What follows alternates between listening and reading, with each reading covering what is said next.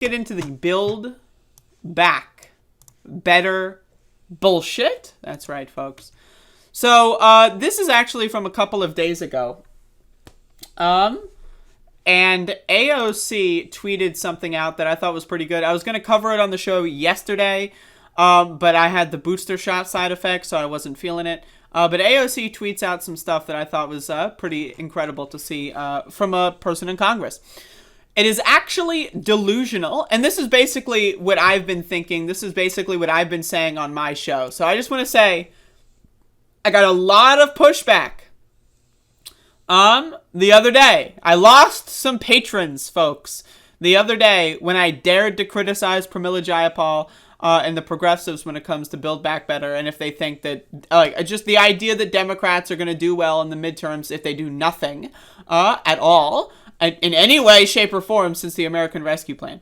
And even, again, just give us more stimulus checks. That would probably make a better fucking midterms. But again, so I got some extreme pushback on my show the other day when I dared to criticize Pramila Jayapal's idea that Joe Manchin is going to play ball. Now, we found out today that Manchin is not going to support Build Back Better. It's not going to happen. But I'm going to cover that after this because this tweet is from December 17th, so I want to catch up here.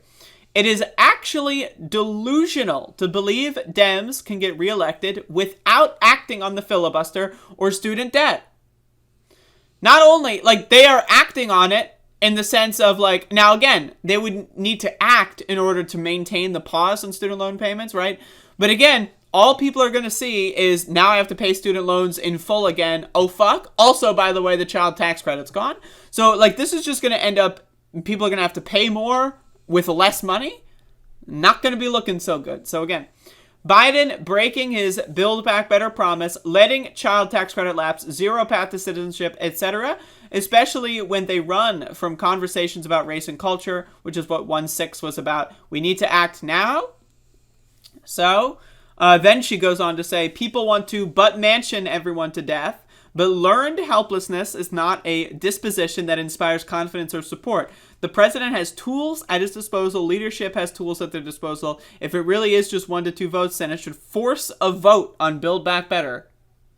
Now, again, this is a great tweet because the Jimmy Dore people went wild with this one because they think that this is proving them right because they're fucking stupid. I could go on about that. But anyway, so basically what she is saying is that the idea that we can't do anything because of Manchin and therefore we should all just give up, that's what people are saying. That's what mainstream liberal Democrats are saying. Now, a lot of liberal Democrats are actually against Manchin because a lot of liberal Democrats support Joe Biden. But again, we had the situation yesterday where Charlemagne the God had Kamala Harris on the show and asked, who is the president, Joe Manchin or Joe Biden? And Kamala Harris had a fucking meltdown. She freaked the fuck out like a crazy person. Said, the president is Joe Biden! It's Joe Biden! It's Joe Biden! Blah, blah.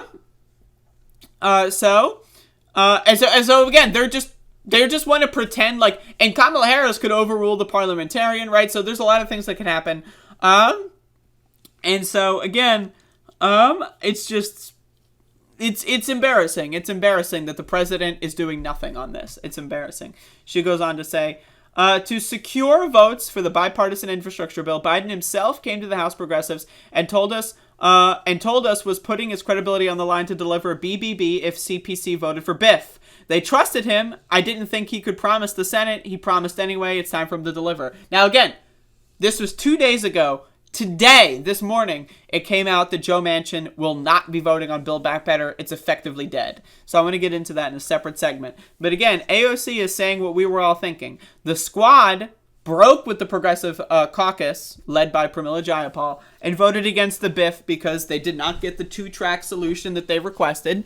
And so it would be going back on their word if they would vote for the BIF. The Progressive Caucus, as I outlined yesterday, or the other day, whenever it was, the Progressive Caucus went back. They said, fuck it, we don't really care. And they voted for the BIF. And now they're trying to pretend like they made the right decision.